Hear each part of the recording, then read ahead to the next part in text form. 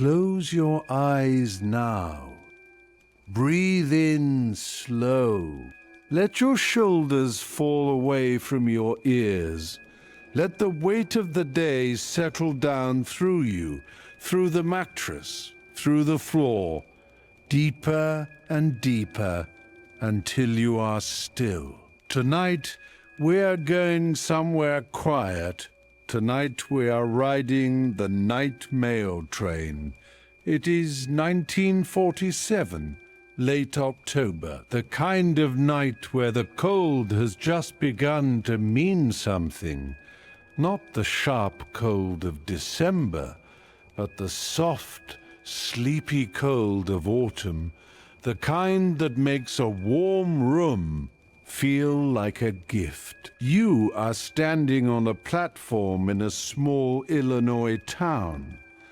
The name of the town doesn't matter. Most of the names don't matter on a run like this. The train stops, loads, moves on. Stops, loads, moves on. All through the night, through the middle of the country, through the sleeping, dark heart of America. The platform is lit by a single amber light on a tall wooden post. Moths circle it slowly. There is no wind. The maples along the edge of the station have gone the color of rust and copper, and a few of their leaves drift down without hurry and settle on the wooden boards at your feet. You can hear the train before you see it, a low, rolling sound, a rhythm like breathing, the distant moan of a whistle stretched out long and low across the flat land, bouncing off grain elevators and water towers, fading into the fields. And then the headlamp appears at the edge of the dark, a single white eye growing slowly larger. The train eases in. Great black iron breathing steam. The wheels slow with a long metallic sigh. Doors swing open. Men in grey caps carry crates and canvas mail bags up and down the platform, efficient and unhurried, as if they have done this exact thing 10,000 times. They have. His name is Earl Hadley. He has worked this run for 19 years.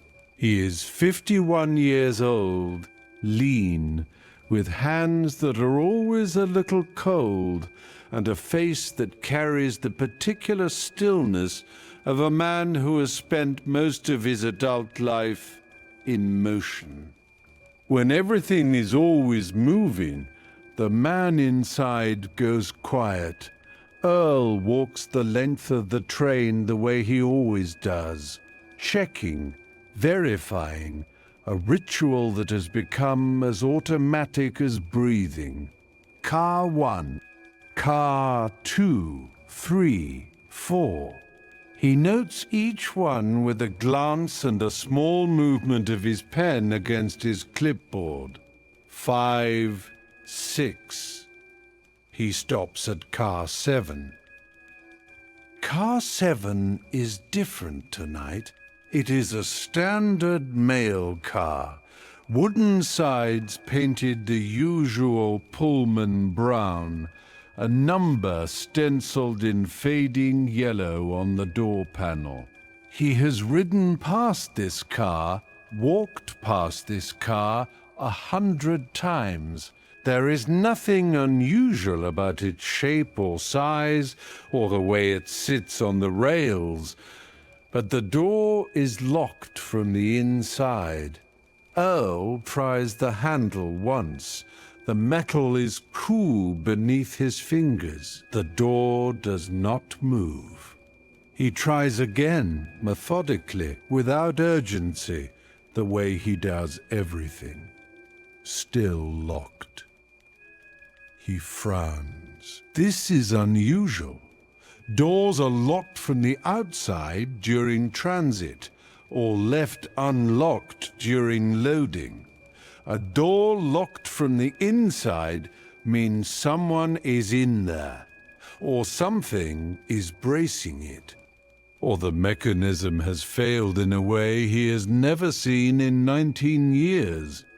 He knocks twice, 3 times, waits. No sound from inside. He walks to the other side of the car. That door is also locked. He leans close and listens. The platform is quiet enough that he can hear the moths against the amber lamp. He hears nothing from inside car 7. No movement, no breath, no shifting of weight. Just silence. He checks his manifest.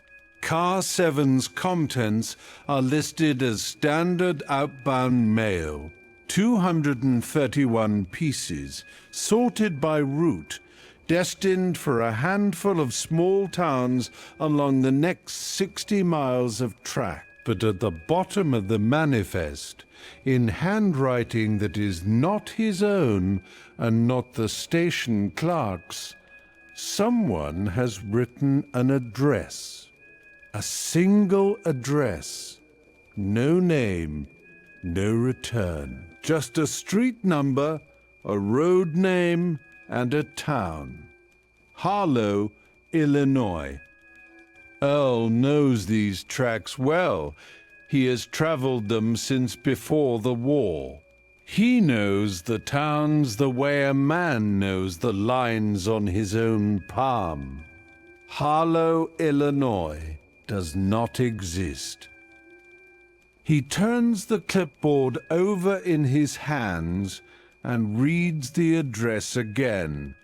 The ink is blue-black and slightly smeared, as if written in haste or written while the paper was damp. The letters are careful, deliberate. Someone took time with this. He looks up at car 7. The whistle sounds from the front of the train. 2 short blasts. Time to move. Earl stands there another moment, clipboard in hand, looking at the locked door in the amber light of the platform. The steam curls up past the roofline and is gone. The last of the mail loaders has gone back inside the station. Just Earl, the train, the dark. He writes a note in the margin of his manifest. He will look into it in the morning. There is surely an explanation. There is always an explanation. He climbs aboard, and the train begins to move. Let yourself relax now a little more. Feel the rhythm of the train beneath you, that slow, steady rock, left to right, left to right. The sound of the wheels on the rail, a repetition so old and deep it feels like a heartbeat. Da-dum, da-dum, da-dum. Outside the windows of the crew car, the Illinois night scrolls past. Fields, dark fields, enormous and still, the last of the harvest corn standing in pale rows under the moon. The occasional cluster of farmhouse lights, orange and warm, small as candles from this distance. A water tower, a grain elevator, tall and grey as a cathedral. A crossroads, a blinking yellow light swinging on a wire in the wind. Then fields again. Earl sits in his usual seat near the front of the crew car, his coffee in a tin cup on the fold-down tray, his manifest on his knee. He is going through the rest of the paperwork. Standard work. He has done it so many times. His hands move without being asked, but his eyes keep drifting back to that address. Harlow, Illinois. He knows the history of these towns the way conductors do, not from books, but from years of listening to old men on platforms, station agents who've been in the same town their whole lives, farmers waiting on freight deliveries. You hear things, working a run like this, little pieces of local history, passed along over coffee cups, over shared cigarettes in the cold. He thinks he might remember something about Harlow, something about a fire or a flood. One of those two, some terrible thing that emptied a town one season and left it to the grass and the years. It would have been before his time on this route, maybe before the war, maybe before the First War. There are dozens of places like that across the Midwest. A church foundation in the middle of a soybean field. A cemetery at the end of a road that goes nowhere now. A town name on an old map that appears, and then, on the next printing, quietly does not. He finishes his coffee. The train rocks on. He tells himself he will check with the station agent in Danville. Roy Simmons has been the Danville agent for 32 years. Roy knows everything that has ever happened along this stretch of track. Roy will have an answer about Harlow. Roy will laugh at him, probably. Earl folds the manifest, slides it into the breast pocket of his uniform jacket, leans his head back against the seat. The train moves through the night, through the dark fields, through the sleeping world.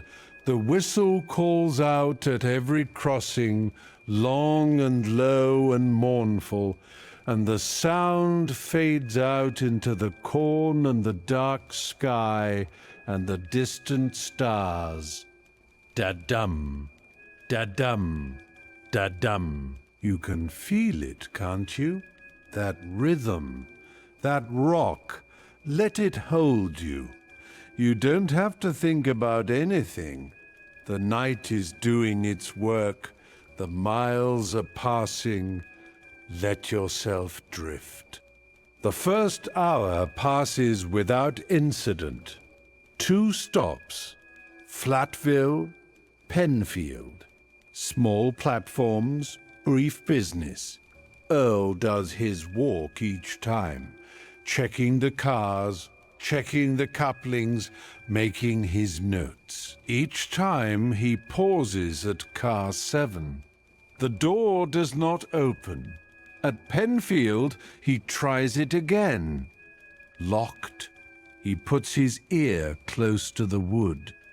The night is very still here. A dog is barking somewhere far off, a sleepy sort of bark, without urgency. The station light hums. From inside car 7, he thinks he hears something. He is not certain. It might have been the settling of the wood. Old cars do that. They breathe. The frames shift with the temperature, the timbers adjusting to the cold. You can hear it as a low creak, an occasional tick or pop. It might have been that. He listens for a long time, his breath held. Nothing more. He straightens up, rolls his shoulders, writes another note in the margin. He has 4 notes now. He is building a record. Whatever the explanation turns out to be, he will have documented it properly. That is the job. Document and move on. He climbs back aboard. Danville is 40 minutes away. The train moves into a stretch of open country where the farms fall back from the track and the land becomes wide and flat and unmarked. No lights anywhere, just the moon above the fields and the stars and the long silver rails running forward into the dark. Earl finds himself thinking about the address again. He has been in this work long enough to know that unusual things happen on trains. Items go missing. Items appear that shouldn't be there. People board without tickets. People disembark at the wrong place or the right place for reasons that are never fully clear. Once, years ago, a car was loaded with crates addressed to a company that had burned down the year before. The mail went to a forwarding address. Life corrected itself. There is always an explanation. He thinks about what could be inside Car 7. Mail, supposedly. 231 sorted pieces for towns that do exist, and one address for a town that doesn't. He thinks. Maybe it is a mistake, a joke. Someone at the sorting facility with a dark sense of humor. It happens. Young men get bored on night shifts. He thinks maybe Harlow still exists in some form. A hamlet, an unincorporated area, a cluster of houses that kept the name without keeping the postal recognition. That also happens, he thinks. The door is locked from the inside. He stops thinking. Outside the window, the fields roll past and past. The corn catches the moonlight and holds it for a moment, pale gold, row after row after row. An owl lifts off a fence post as the train passes, a white shape rising and curving away into the dark. Da-dum, da-dum, da-dum. Let it carry you, let the miles take you. You are warm. You are safe. The night is vast and quiet around you. There is nothing you need to do now, nothing to decide. The train knows where it is going. Danville arrives at midnight. It is a bigger station than the others. A proper brick building with a waiting room and a freight office, and a clock with a face the size of a wagon wheel mounted on the wall outside. The platform is longer. There are electric lights strung on wires overhead. 2 other men in uniform stand talking by the freight door, breath puffing white in the cold. Roy Salmons is in the freight office, which is where Roy Salmons always is at midnight. He is a broad, slow-moving man with a white mustache and eyes that have looked at a great many things over many years without being surprised. Earl shows him the address on the manifest. Roy reads it twice. He sets the paper down on the desk and leans back in his chair and looks at the ceiling for a long moment, the way a man does when he is finding something in his memory. Harlow, he says. That's old. Earl waits. Roy tells him what he knows. Harlow was a small settlement.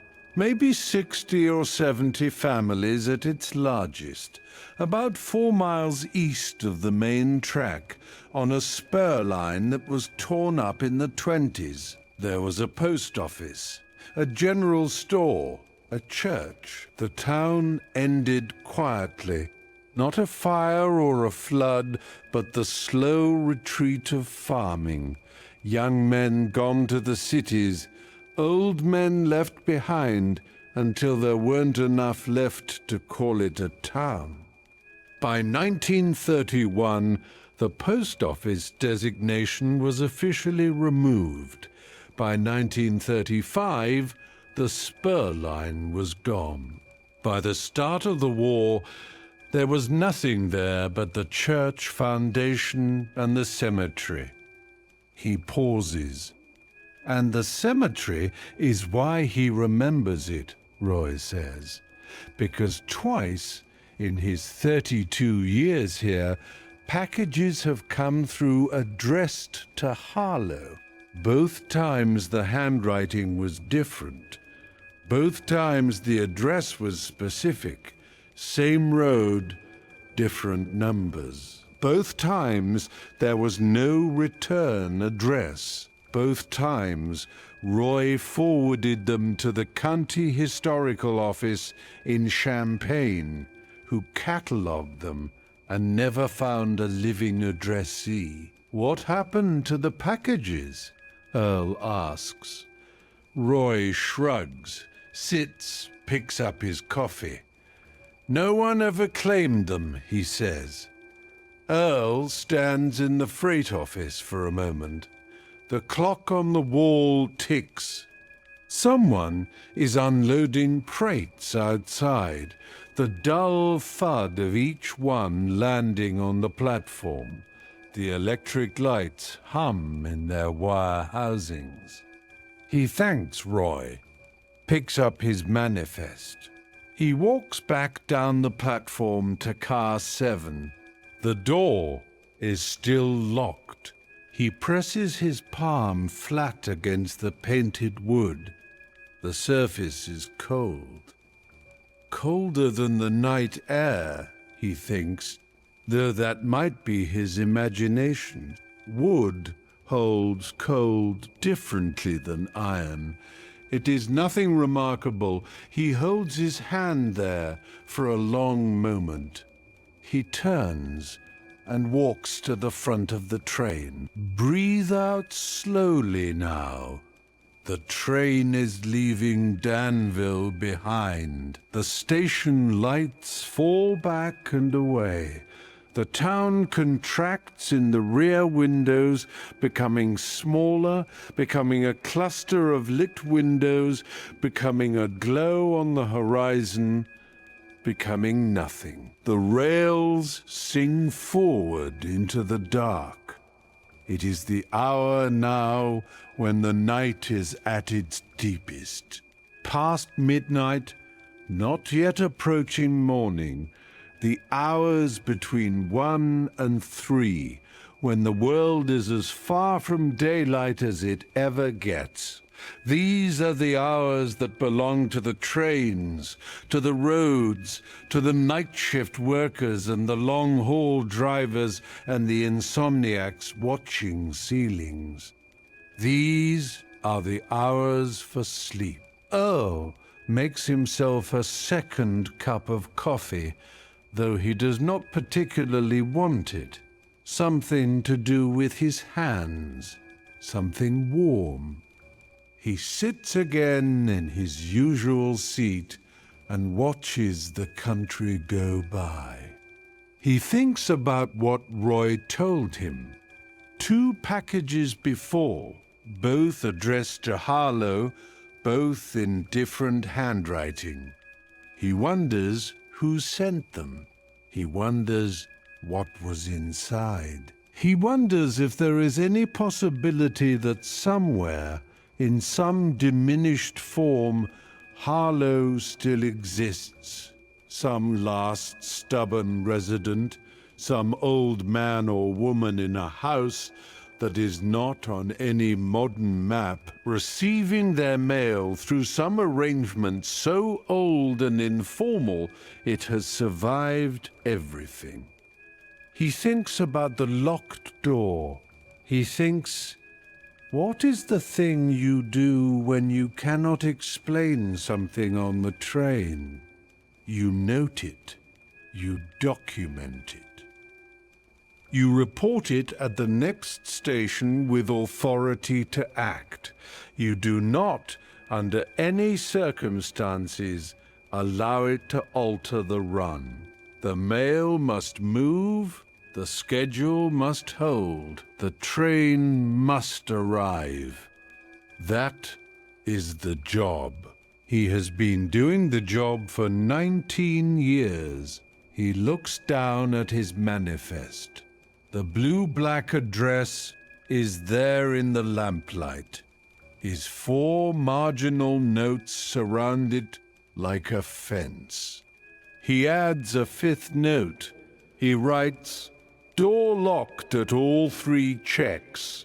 No response to knocking. No explanation found. No further action this run." He underlines, "No further action this run." He folds the manifest and puts it away. Outside, the moon has moved across the sky. It is lower now, hanging fat and orange above the flat horizon, big with the strange optics of a low moon. The fields beneath it are silver and shadow. A creek runs alongside the track for a while, dark water catching the moonlight, broken into glitter where the current moves fastest. You can hear it almost, if you listen.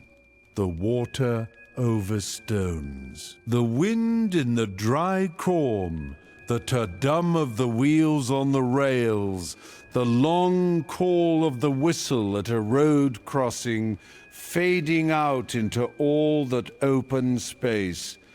Let those sounds carry you. Far out across the fields, far out past the edge of everything you were thinking about today. Let it all get very small and very far away.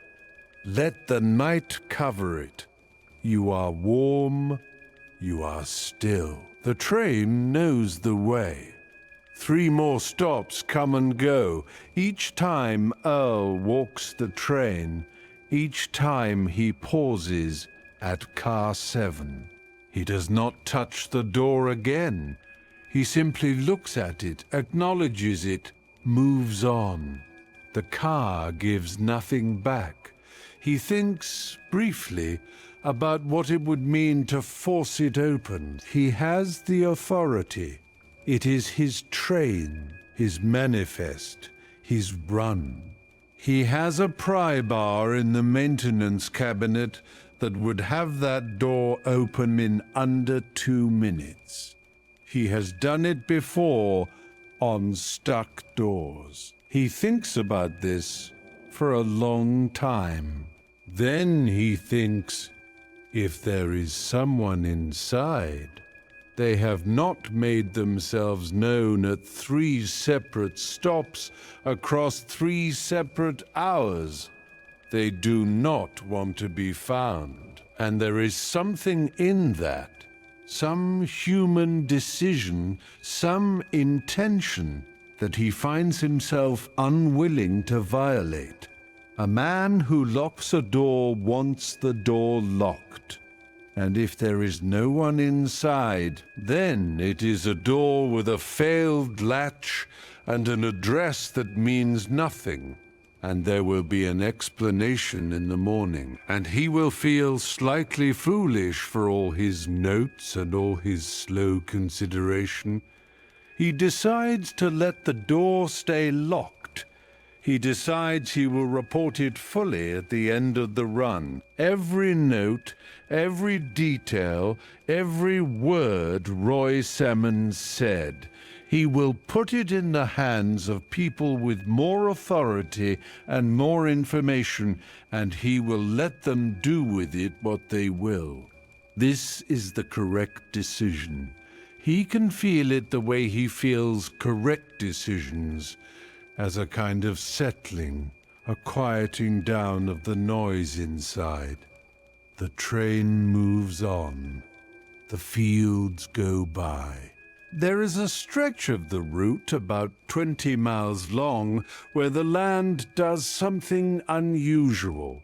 It rolls a little, not dramatically, not like hills, just a gentle undulation, as if the earth here is breathing slowly in its sleep, and the track follows the curve of it up and down,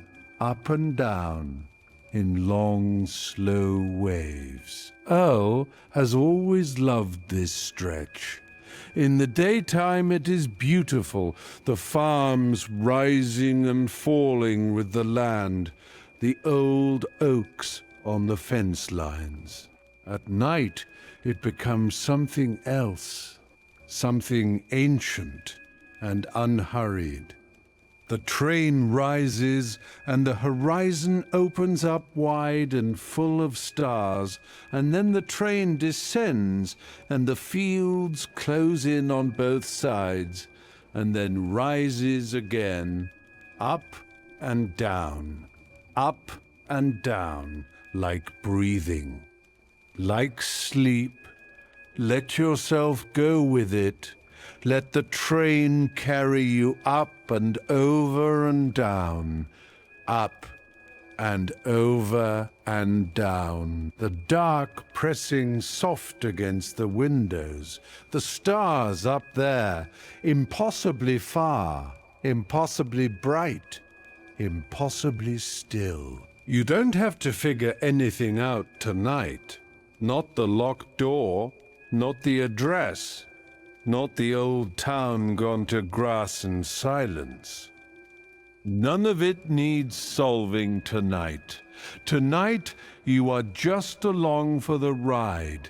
Tonight, you are just moving through the dark. The last stop before the end of the run is a town called Milford. Milford has a proper station with a night agent, a man named Peterson, who is young and efficient and always has paperwork ready. The exchange here takes about 20 minutes. Bags come off, bags go on. Earl walks the train. He comes to car 7. He stands before the door in the Milford platform light, a colder, whiter light than the amber of the smaller stations, and he looks at the door, and the door looks back. He knocks once more from habit than expectation, and this time, faintly, very faintly, he thinks he hears something. Not a voice, not a footstep, just a sound. A single soft, deliberate sound, like a letter being placed in a slot. He stands very still. The sound does not come again. The platform is quiet. A night bird calls somewhere beyond the station lights. The steam from the engine drifts back along the length of the train and curls around Earl where he stands, warm and white, and passes on. He stares at the door. He does not open it. He writes in his margin, "Milford check. Possible sound from interior. Single, not repeated. Could not confirm source." He caps his pen. He walks to the end of the platform and looks out past the station lights, out toward the east, where the track curves away into the dark. 4 miles out that way, somewhere, is where the spur line used to run, where Harlow used to be, where the church foundation is, and the cemetery, and whatever is left of the road with the name on the address. The night out there is absolutely black. No lights, no movement, just the flat, patient dark of the empty Midwest, waiting for morning the way it always has. Earl breathes in the cold air, breathes out slow. He turns and walks back to the crew car and sits in his seat and closes his eyes for a few minutes while the last of the Milford exchange is completed. When the whistle blows for departure, he is almost asleep. The train arrives at its terminus an hour before dawn. The yard is quiet.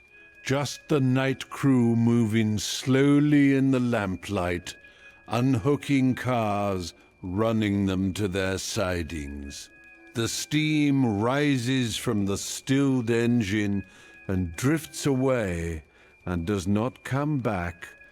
Earl walks the length of the train one final time. He comes to car 7. The door is unlocked. He stands there for a long moment.